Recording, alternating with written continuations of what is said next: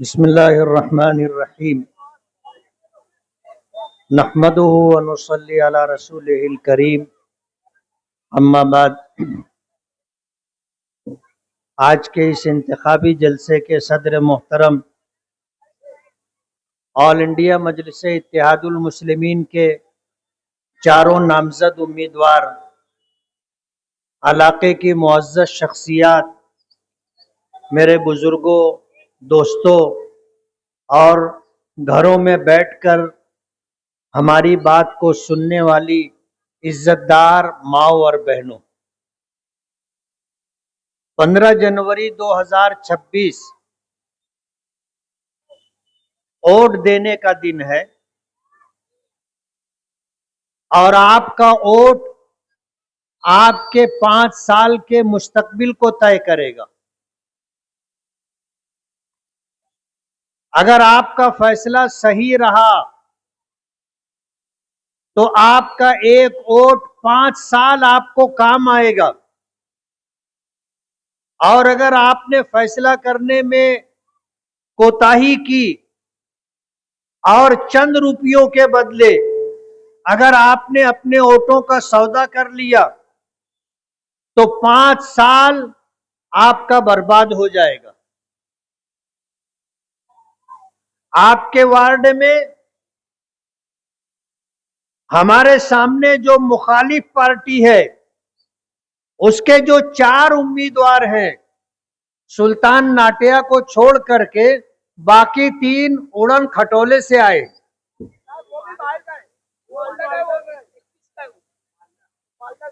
आपका वार्ड ये ऐसा बता रहे हैं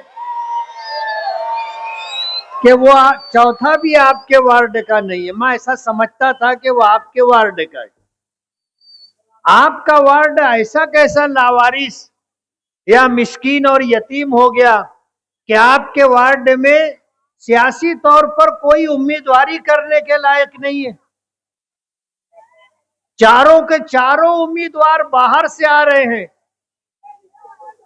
और उनको ये जोम है कि हम रुपये पैसे के बलबूते पर आपका वोट खरीद लेंगे। और अभी मुझे तो पता नहीं, लेकिन अभी आपने सुना कि 200 रुपये में आप वो लाइन लगा करके वोट देंगे। अच्छी बात नहीं है। अगर उन्होंने पैसा दिया भी था तो ये तो नहीं बोलना चाहिए था। ये तो बेइज्जती की बात है। इलाके की माओ बहनों की और नौजवानों की, बुजुर्गों की तौहीन लेने वाले थोड़े लोग हैं जो पैसा लेते, वरना पूरे वार्ड के लोग बिना पैसा लिए वोट देते। हमने इलेक्शन लड़ा है असेंबली का, और आपके इस वार्ड से जिस तरह हमें भरपूर वोट मिली है, हमें पता है कि हमने वोट के लिए किसी को पैसा नहीं दिया। वार्ड के लोगों ने बगैर पैसा लिए हमको वोट दिया है। मैं वार्ड में आज दौरे पर था और बहुत सारी माओ और बहनों से हमारी बातचीत हुई। वो मुझसे कहने लगी कि 5 साल के बाद आप आए, आपको तो हम देखने के लिए तरस गए। मैंने कहा ये कारपोरेशन का इलेक्शन है, आपने मुझको ताहिरा शेख तो नहीं समझ लिया। आपने उनको वोट दिया था, 5 साल में कभी आपने उनको देखा? माफ करना, मेरे लिए काबिल एहतराम है ताहिरा शेख, और मैं जानता हूं कि उनकी मजबूरी क्या है। वो बीमारी के जिस मरहले से गुजर रही हैं, वो चुनकर आने के बाद भी आपके वार्ड में नहीं आएगी।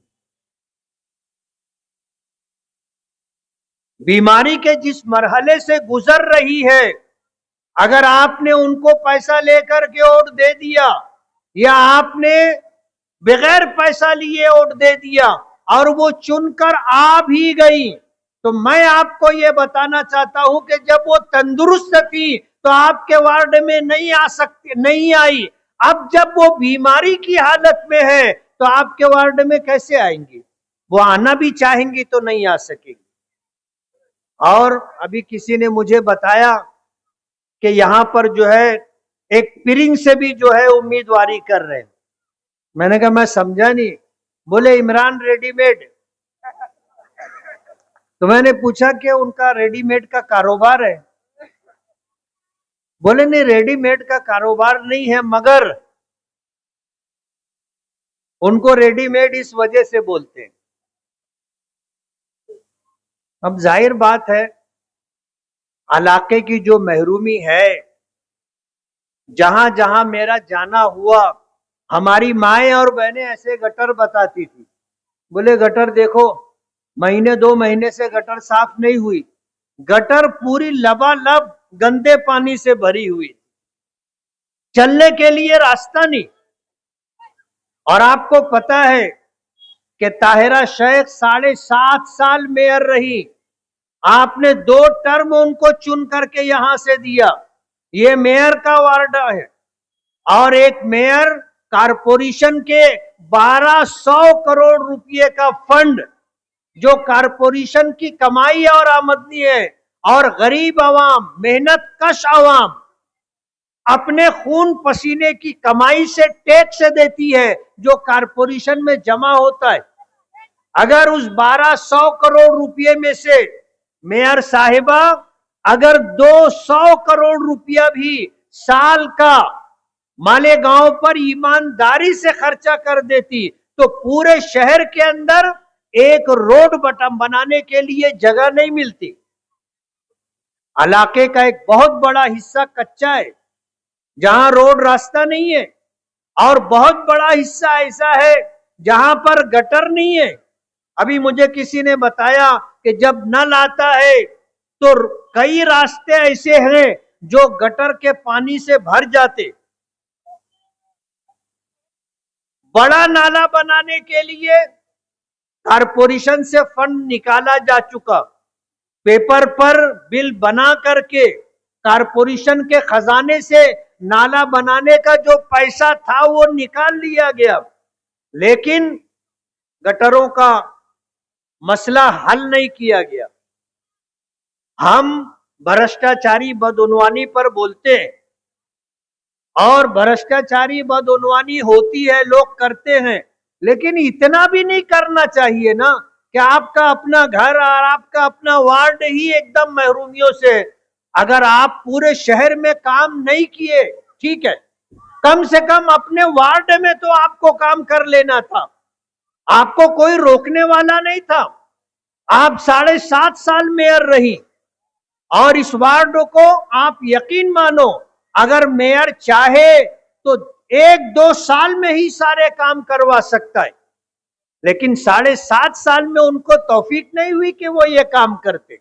वार्ड में हमारी माएं और बहनें, आज उनका ये कहना है कि हमको वक्त बेवक्त नल आता है, और कभी भी हमें उठना पड़ता है, कोई टाइम टेबल नहीं है नल आने का।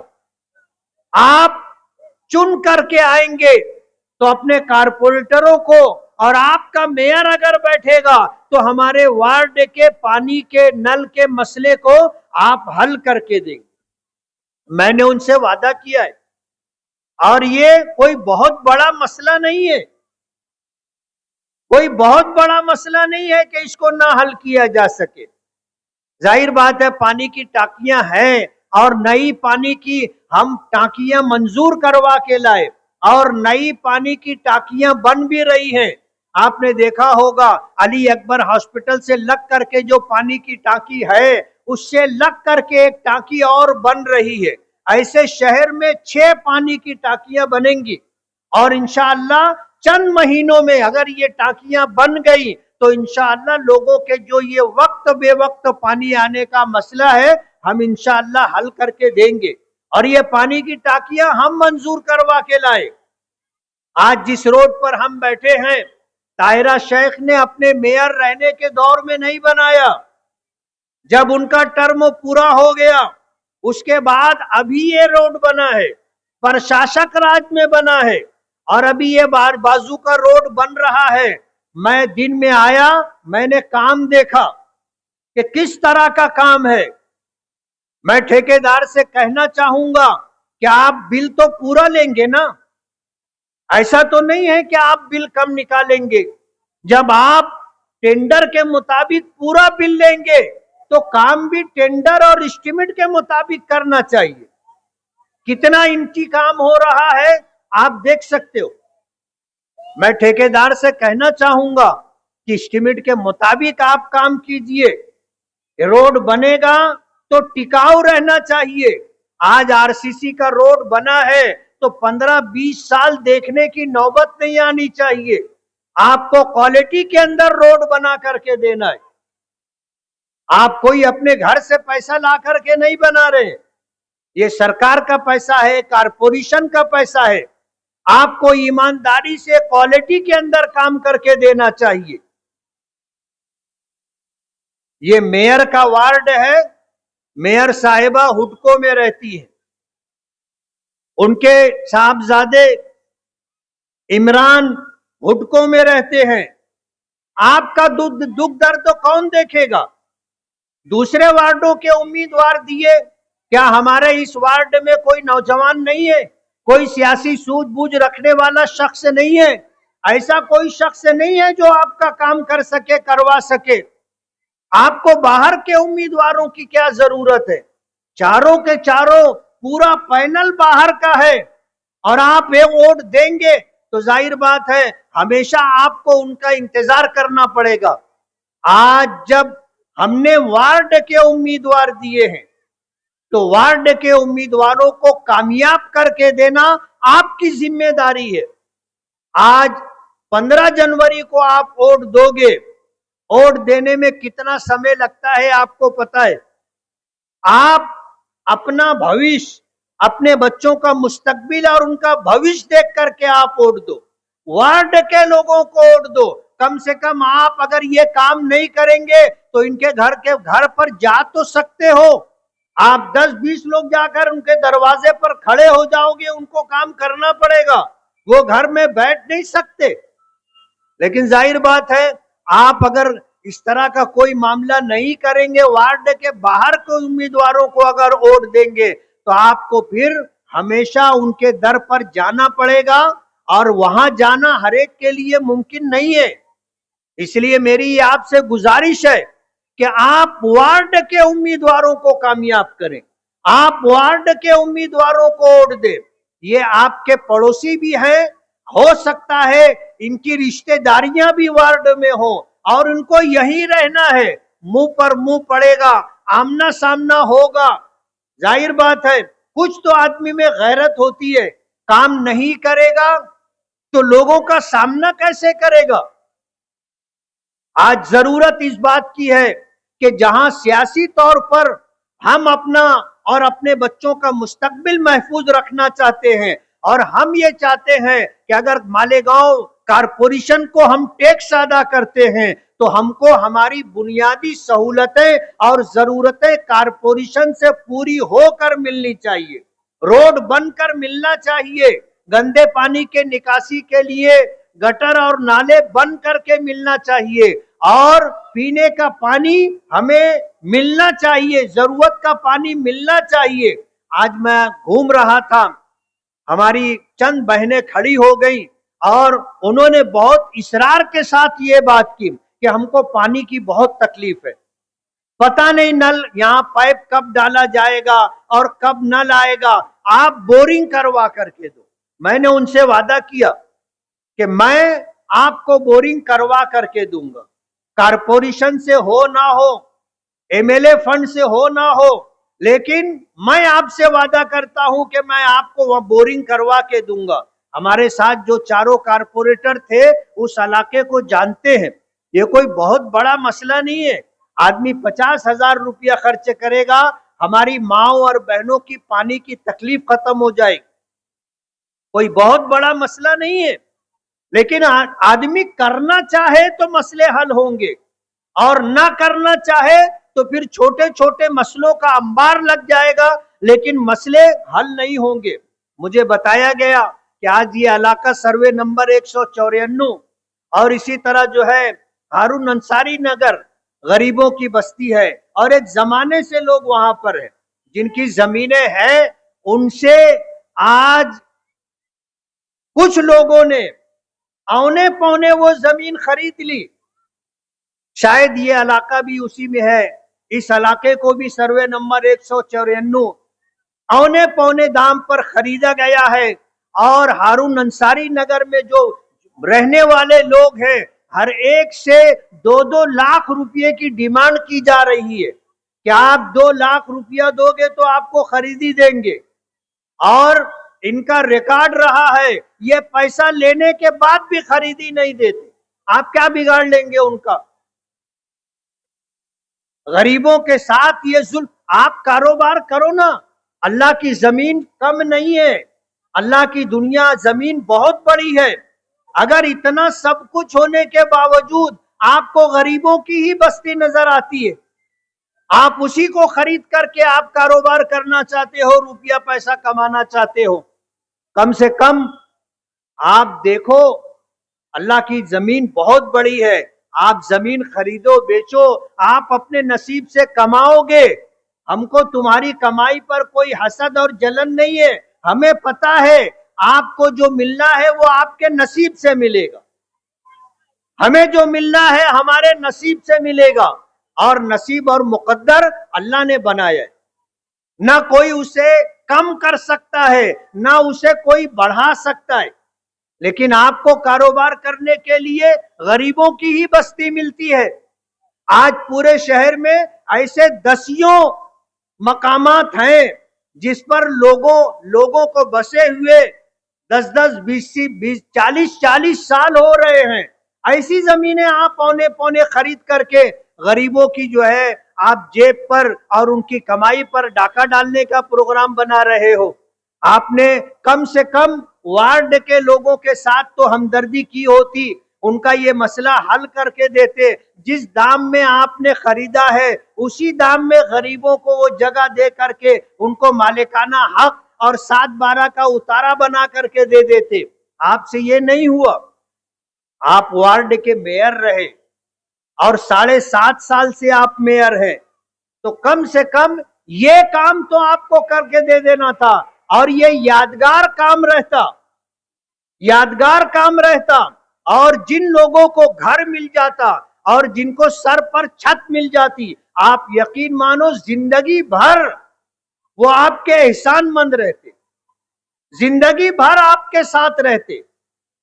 लेकिन आप तो जो है पता नहीं किस सोच के साथ आप चल रहे हैं। आज शहर के अंदर हमारी सियासी बसीरत के साथ साथ हमारी समाजी जिम्मेदारी भी है। हम अपने बच्चों का मुस्तकबिल देखें।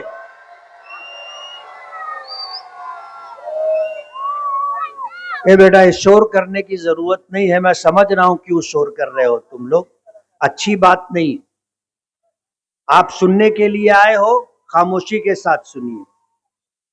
और मैंने आपसे ये नहीं कहा कि आप सुभान अल्लाह और माशा अल्लाह बोलो। आप बात सुनिए, काम की बात हो रही है। इसलिए मेरी ये गुजारिश है कि समाजी तौर पर भी अपनी जिम्मेदारी आप महसूस कीजिए। आप अगर चाहते हैं कि आपकी आने वाली नस्लें इज्जत के साथ, नेक नामी के साथ और अच्छे मुस्तकबिल के साथ जिए और उनका मुस्तकबिल महफूज रहे, तो आप बहुत सोच समझ करके वोट दीजिए। आप एक फैसला कर रहे हैं वोट के जरिए से। किसी शायर ने कहा है कि तारीख की आंखों ने ये जुल्म भी देखा है, तारीख की आंखों ने ये जुल्म भी देखा है। लम्हों में खता की थी, सदियों ने सजा पाई। एक गलत फैसला आपको 5 साल रुलाएगा और एक सही फैसला आपके मुस्तकबिल को तय करेगा। आपके लिए जरूरियात की फराहमी, आपके लिए बुनियादी सहूलतें, जरूरतें पूरी हो, कारपोरेशन के जरिए से ये सब कुछ हो सकता है। इसलिए आपसे मेरी ये गुजारिश है कि आप सोच समझ करके फैसला करें। असेंबली इलेक्शन हुआ था। असेंबली इलेक्शन के मौके पर मस्जिद निजामिया के इमाम साहब के साथ और राबिया मस्जिद के इमाम साहब के साथ और भी मस्जिदों के अइम्मा के साथ जो बदसलूकी की गई थी, और मस्जिद के मजहबी मामलात में अमल दखल करके उन इमामों को बेइज्जत किया गया था। ये हमारी तहजीब नहीं है, ये हमारा कल्चर नहीं है। मैं अगर एक मस्जिद का इमाम हूं तो आपका सियासी इख्तिलाफ मुझसे है, तमाम मस्जिदों के इमाम से नहीं है कि आप उनको जो है उनकी बेइज्जती करें और फिर उनके ऊपर आप दादागिरी और गुंडागर्दी करें। अच्छी बात नहीं है। हमारे शहर की ये तहजीब नहीं रही, हमारे शहर का ये कल्चर नहीं रहा। अल्लाह मग़फ़िरत फरमाए मरहूम शेख रशीद साहब की। उन्होंने कहा था मुझको इमामों से घिन आती है, कहने के लिए उन्होंने कह दिया, लेकिन ये बात भुलाई नहीं जाएगी। जब कभी इमामों की बात होगी इस बात को लोग याद करेंगे। आपको इमामों से क्यों घिन आती है? इमामों ने आपका क्या बिगाड़ा? आप इस तरह की बात करते हैं। ये वो लोग हैं जो मस्जिदों में इमामत करते हैं, हमारी नमाजें सही तरीके से अदा हों और अल्लाह की बारगाह में मकबूल हो। ये इम्मे किराम हम कहते हैं पीछे इस इमाम के, आप उन इमामों की तौहीन करते हो, उनकी बेइज्जती करते हो, अच्छी बात नहीं है। आप अपने बच्चों को क्या सबक दे रहे हो? अपने बच्चों को क्या पैगाम दे रहे हो? आज जरूरत इस बात की है कि 15 जनवरी जब इलेक्शन का दिन आएगा, आपको तय करना है कि आपका मुस्तकबिल कैसा हो और आपका वोट ही इस बात को तय करेगा। हमने वार्ड के 4 उम्मीदवारों को ऑल इंडिया मजलिस इत्तेहादुल मुस्लिमीन की तरफ से उम्मीदवारी दी है, जिसमें महजबीन रफीक इसके है, तहसीना नाजिम खालू है, इफ्तिखार दादा और हाजी अब्दुल माजिद यूनुस ईसा। हमने इनको उम्मीदवारी दी है। अब्दुल माजिद यूनुस ईसा आपके वार्ड से लग करके, बाजू का वार्ड है, यहाँ पर हमको जैसा उम्मीदवार मिलना चाहिए था हमने बहुत कोशिश की, माजी में भी कोशिश की।